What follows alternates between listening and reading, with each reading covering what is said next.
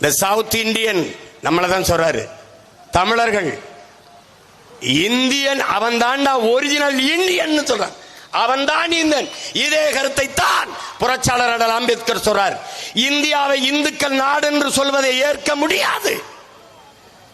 இந்த நிலப்பரப்பு முழுதும் தமிழை தாய்மொழியாக கொண்ட நாகர்களே பரவி வாழ்ந்தார்கள். என்னுடைய மூதாதைகளின் மொழி கூட தமிழ்தான்.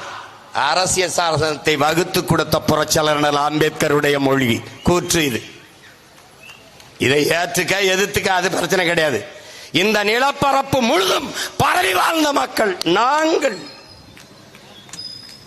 இமயத்தில் கொடிய நட்டான் இமயவரம்பன் நெடுஞ்சேரலாதன் என்றால் ஊரா நாட்டில் ஓடி போய் நட்டிருக்க முடியாது. ஆரியத்திற்கு எதிரான திராவிடம், ஆரியத்துக்கு எதிரான திராவிடம், இந்த பூச்சாண்டி புழுகை இவர்கள் எத்தனை நாளைக்கு பேசுவார்கள்?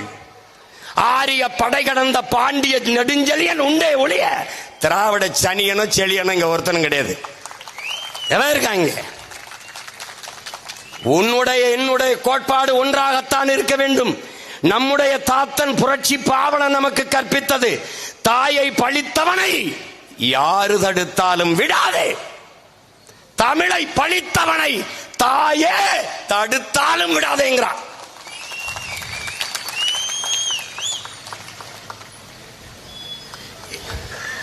என்னடா பாண்டி நாட்டுக்கு வந்த சோதனை என்பது போல என்னடா தமிழ் பேரினத்திற்கு வந்த சோதனை.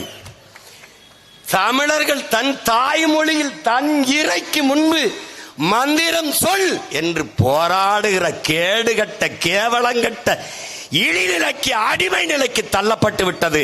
இதுதான் நாம் எவ்வளவு கீழான அடிமைகள் என்பதற்கு சான்று. சமஸ்கிருதம் புனிதமானதுதான், ஓத வேண்டியதுதான். அதே ஆண்மக்கள் அதே ஆகமம் பேசுகிற மக்கள் சீக்கியனின் பொற்கோயிலுக்குள் ஓதிவிட்டு வாருங்கள், சொல்லிட்டு வா பாப்போம், சொல்லிட்டு வா. எப்படி இருக்கு? இந்த மாதிரி கொடுமை எங்க பத்தியா?